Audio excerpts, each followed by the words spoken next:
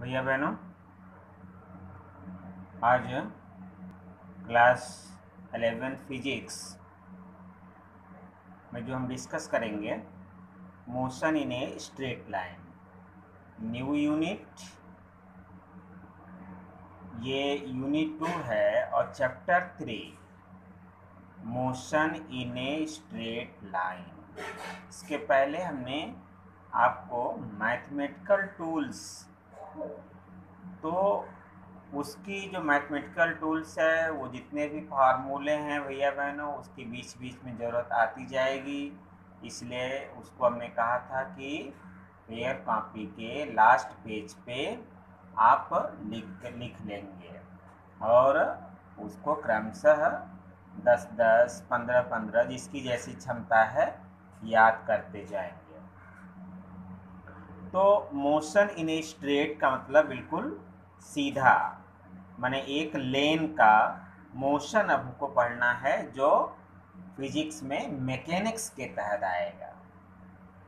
अब जैसे ही मोशन की जो चर्चा हमें करते हैं तो अब इसमें दो पहले एक छोटे छोटे पॉइंट्स जान लेंगे, ये केवल जान लेने की ज़रूरत है।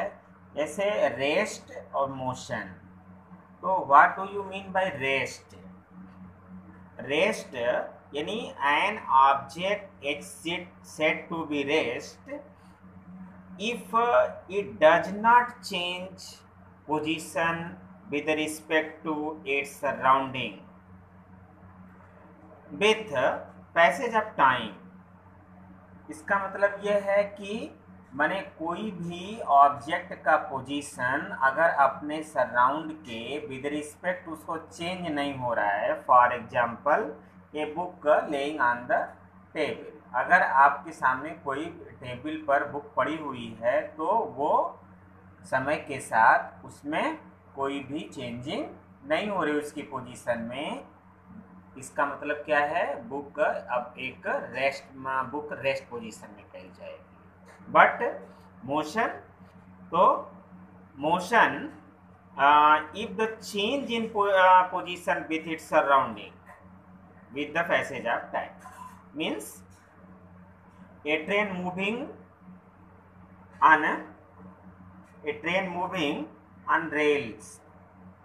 एक ट्रेन जो है मूव करती है तो उसको हम कहते हैं कि ये मोशन में है। इसका मतलब कि वो ऑब्जेक्ट यानी ट्रेन सराउंड यानी टाइम के विद रिस्पेक्ट अपनी पोजीशन को क्या कर रही है, चेंज कर रही है।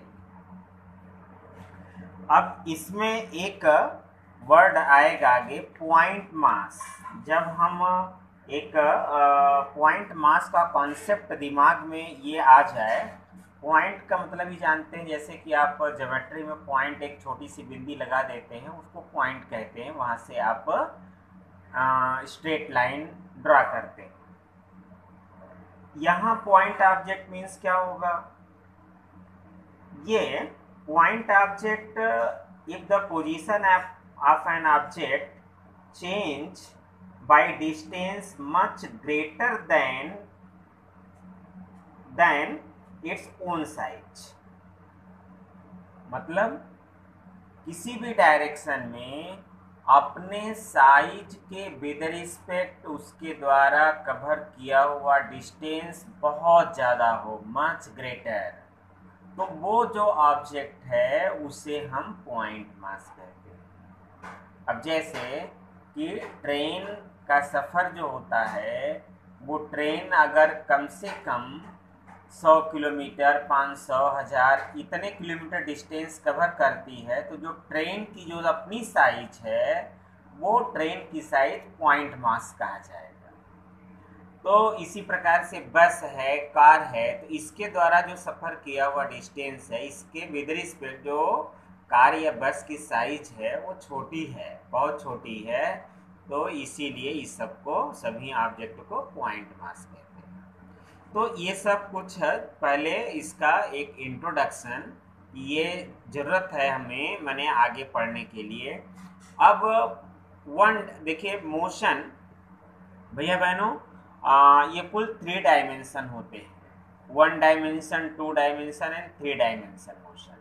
यानी आप कोऑर्डिनेट जानते हैं, कुल 3 एक्सिस कोऑर्डिनेट होते हैं, like this, X axis, Y axis and Z axis. ये तीनों एक्सिस का, X Y and Z axis, ये हमारे 3 कोऑर्डिनेट्स हैं, और इसी कोऑर्डिनेट के जो विद रिस्पेक्ट जो हमारा डायरेक्शन होता है उसी को हम 1 डायमेंशन, 2 डायमेंशन और 3 डायमेंशन कहते हैं। तो 1 डायमेंशन मोशन क्या होता है? If only one of the 3 coordinate specifying the position of an object change with time। अगर कोई ऑब्जेक्ट केवल 3 कोऑर्डिनेट में से केवल 1 डायरेक्शन, यानी केवल एक ही डायरेक्शन का वो पोजीशन स्पेसिफाई करे तो उसको कहते हैं 1 डायमेंशन। तो 1 डायमेंशन का मतलब वो हो गया स्ट्रेट लाइन, चाहे वो एक्स एक्सिस के डायरेक्शन में हो, वाई एक्सिस के डायरेक्शन में हो और जेड एक्सिस के डायरेक्शन में। तो इसीलिए इसको लीनियर और रेक्टिलिनियर मोशन कहते हैं। The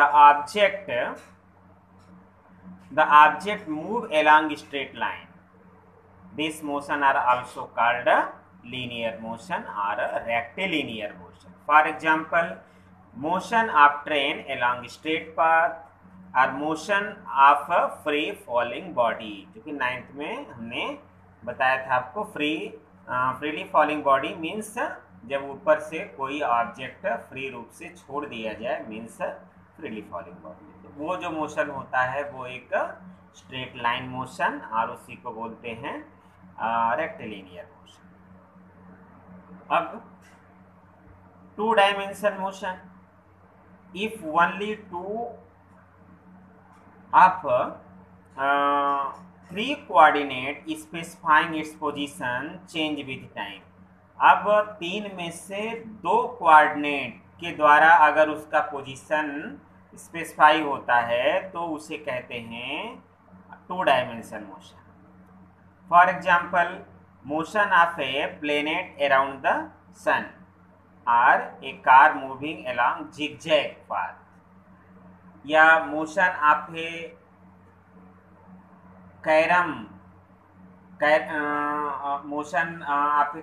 kit, of a carrom board और बिलियर्ड्स बॉल। ये जो प्लेन पर हो, यानी एक टेबल पर जिसमें एक्स वाई एक्सिस के द्वारा जो स्पेसिफाई की जाती है, या वाई जेड या जेड एक्स, कोई भी 3 में से 2 एक्सिस के द्वारा उसको हम स्पेसिफाई करते हैं तो उसी कहा जाता है 2 डायमेंशन मोशन। यानी जैसे हम यहाँ पर अगर ध्यान से देखेंगे, अगर हम यहाँ एक पॉइंट लगा देते हैं तो यहाँ अगर हम पॉइंट P लिख दें तो इसका इसका पोजीशन क्या होगा? तो इसका पोजीशन ये 2 कोऑर्डिनेट से वो पोजीशन इसका डिफाइन होगा। एक दोनों का ये लेते हैं, फिर इधर से x और ऊपर हमारा y, इसलिए इसको कोऑर्डिनेट लिखा जाता है x y। अब 3 डायमेंशन मोशन। 3 डायमेंशन मोशन क्या है? If all 3 coordinate specify it position change with time, जिसमें तीनों कोऑर्डिनेट के द्वारा स्पेसिफाई हो उसका पोजीशन, उसको कहते हैं 3 dimension motion. For example, kite flying on A windy day, motion of aeroplane in space, यानी प्लेन पर हो तो वो 2 डायमेंशन, स्पेस में हो तो वो 3 डायमेंशन। जैसे अगर कोई एक कमरे में एक उड़ती हुई अगर चिड़िया अगर आ जाए तो उसका पोजीशन हम कैसे करेंगे? तो हमारे रूम के अंदर 3 डायमेंशन, यानी एक्स एक्सिस, वाई एक्सिस और उसकी हाइट में पर वो जेड एक्सिस, यानी तीनों एक्सिस के द्वारा हम उसका पोजीशन डिफाइन कर पाएंगे। इसलिए वो उसका जो मोशन होता है वो 3 डायमेंशन मोशन। अब भैया बहनों, आगे हमें दो एक काफ़ी इम्पॉर्टेंट वर्ड मिलेगा जो हम 9th तक इसको बोलचाल की भाषा में एक ही चीज़ समझते थे, डिस्टेंस एंड डिस्प्लेसमेंट। ध्यान से समझिएगा इसको कि डिस्टेंस आर इसी को पाथ लेंथ कहते हैं, यानी it is the length of actual path traversed by a body between initial and final position. यानी दो पोजीशनों के बीच जो एक्चुअल पाथ होता है जिसमें बॉडी ट्रेवल करती है, उसकी टोटल जो डिस्टेंस, टोटल जो पाथ लेंथ होता है वो डिस्टेंस होता है। जैसे देख लीजिए पहले इसका एक फिगर।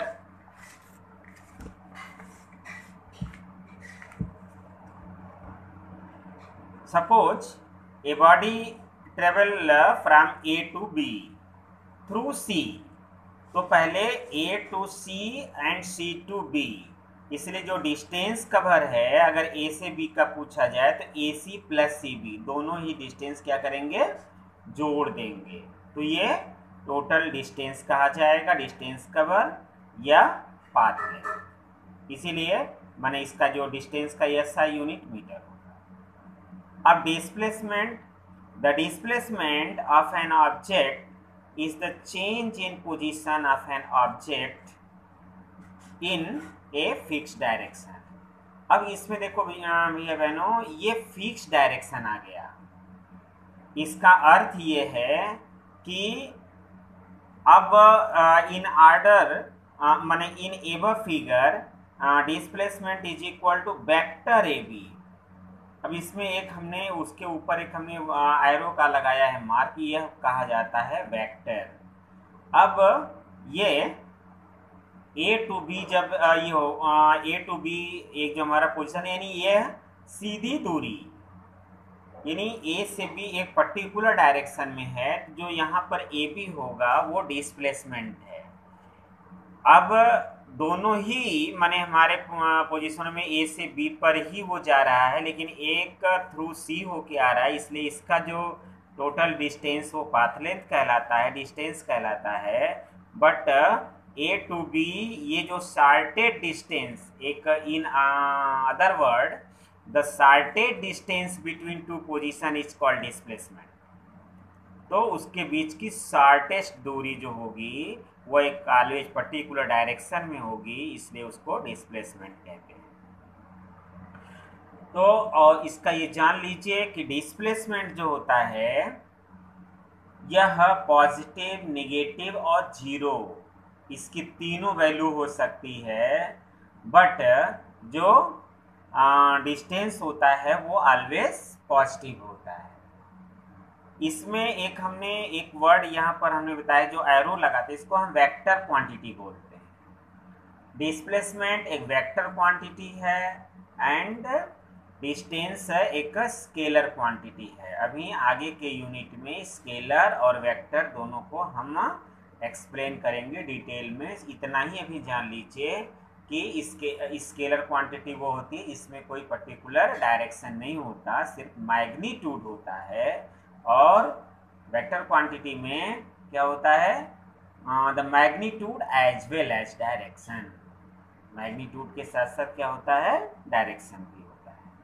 तो आपको ये करना है कि हमने तो सिर्फ डेफिनेशन बता दिया, इसकी भी एसआई यूनिट मीटर ही होती है, लेकिन आपको राइट, ये होमवर्क यहीं पर दिया गया है कि right any three difference between distance and displacement. इसी दोनों के बीच का आपको डिफरेंस लिखना है, ये पूछा जाता है। अब स्पीड इसी प्रकार से स्पीड एंड वेलोसिटी। तो सबसे पहले आप स्पीड जान लें। The rate of change of position of an object with time in any direction is called speed। Formula speed is equal to distance upon time, ये बहुत पहले से आप फार्मूला जानते हैं, क्लास 6 से भी ये फार्मूला चला रहा है।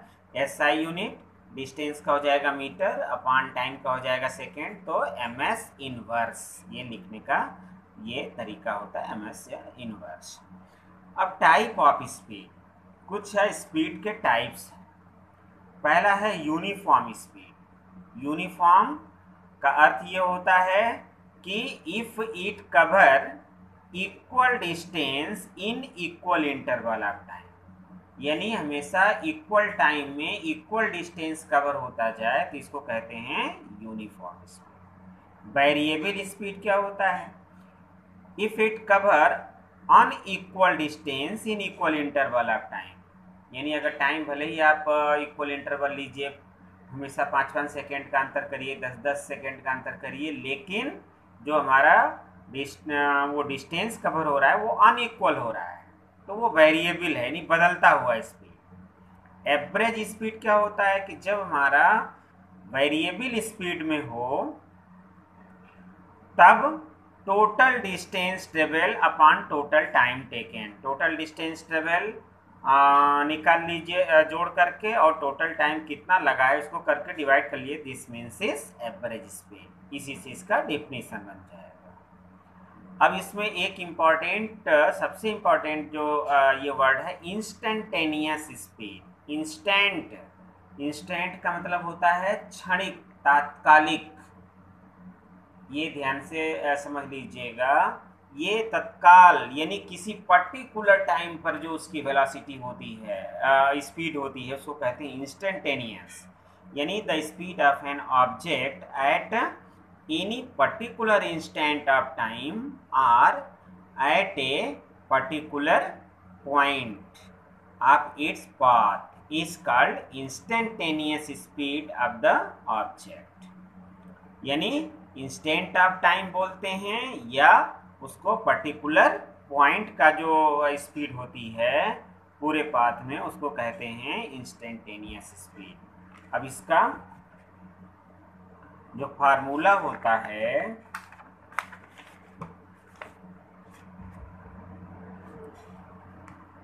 उसे instantaneous speed is equal to v is equal to limit delta t tends to 0।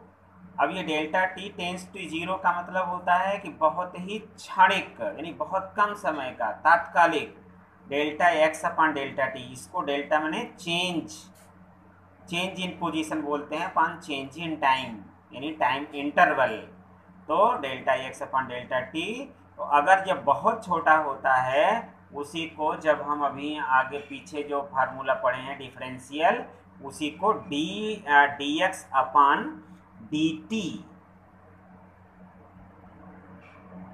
dx upon dt, ये जो है माने इसका अर्थ ये हो गया कि change in position with time, dx upon dt।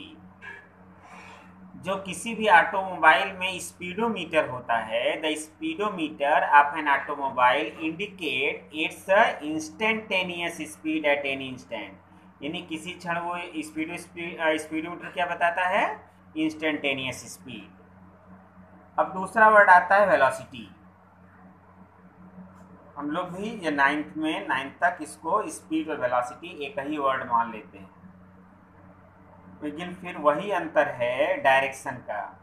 The rate of change of position of the object with time in A given direction. अब फिर से यहाँ वही वर्ड आ गया, गिवन डायरेक्शन वर्ड है, जहाँ पर ये डायरेक्शन लग गया वो it is called its velocity. अब velocity is equal to displacement upon time. देख लीजिए यही अंतर है, वहाँ डिस्टेंस अपॉन टाइम है और ये displacement upon time. SI unit वही होगा, SI unit MS inverse and it is vector quantity. फिर से हमारा जो वेलोसिटी हो जाएगी, चूंकि डिस्प्लेसमेंट एक वेक्टर क्वांटिटी है, इसलिए वेलोसिटी भी हमारी वेक्टर क्वांटिटी होगी, चूंकि इसमें एक पर्टिकुलर डायरेक्शन से संबंधित ये क्वांटिटी है। अब जितने भी टाइप के हमारे स्पीड थे, सेम यहाँ पर भी वही है, बट एक पर्टिकुलर डायरेक्शन में है, इसलिए इसको उसी से डिफाइन करके आपको लिखना है। अब different type of velocity, uniform velocity, जैसे वहाँ यूनिफॉर्म स्पीड था, सब कुछ वही लिखना है, सिर्फ पर्टिकुलर डायरेक्शन में। वेरिएबल वेलोसिटी, एवरेज वेलोसिटी, तो वी एवरेज हमने लिख दिया है इसका formula, total displacement upon total time. V average अगर जैसे ये हमारा है कि ये इनिशियल पोजीशन एक जीरो से चल करके इनिशियल पोजीशन अगर x1 x2 हो, तो X V average is equal to x2 minus X one upon t2 minus t1 is equal to delta x upon delta t। Instantaneous velocity, फिर से definition हुआ, एनी एट एनी इंस्टेंट तात्कालिक velocity, vector v is equal to limit delta t tends to zero delta vector v upon delta t is equal to dx vector dx upon dt। तो ये हमने formula लिख दिया है। Definition इसका ditto जो speed का होगा वही होगा, but in A given direction.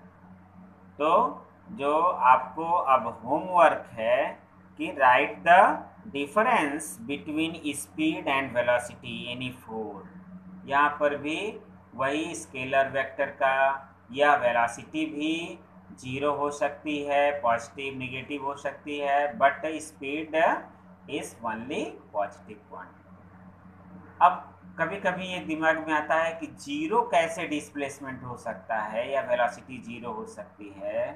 तो जब कोई भी ऑब्जेक्ट किसी एक इनिशियल पॉइंट से स्टार्ट करके अगर वो पुनः इनिशियल पॉइंट पर आ जाए तो इसका डिस्प्लेसमेंट जीरो हो जाएगा। यानी जब स्कूल से घर से आप स्कूल आते हैं और स्कूल से छुट्टी होने पर पुनः अपने घर पहुंच जाते हैं, तो अगर आपके घर से स्कूल 3 किलोमीटर है तो और फिर उतना ही आप घर पहुंचते हैं, तो इसका डिस्टेंस और डिस्प्लेसमेंट पूछा जाए तो डिस्टेंस कुल हो जाएगा 3 आने का स्कूल और 3 फिर वापस घर जाने का। डिस्टेंस तो 6 किलोमीटर है, बट डिस्प्लेसमेंट क्या हुआ कि जीरो। वो आप पुनः अपने इनिशियल पोजीशन पहुंच गए यानी घर पहुंच गए तो डिस्प्लेसमेंट जीरो हुआ, बट डिस्टेंस कितना हुआ कुल 6 किलोमीटर। इतना अंतर है ये डिस्टेंस और डिस्प्लेसमेंट। तो जब डिस्प्लेसमेंट हमारा जीरो है तो वहाँ पर वेलोसिटी भी जो पूछी जाएगी वो भी जीरो हो। तो इस तरीके से आपको यहाँ तक अभी कंप्लीट करके इसका आपको नोट्स तैयार करना है। इसमें बीच में हमने 2 होमवर्क दिए हैं और यहाँ पर कुछ डिफिनीशंस हमने छोड़े हैं जिसका कि आप लिख लेंगे। धन्यवाद।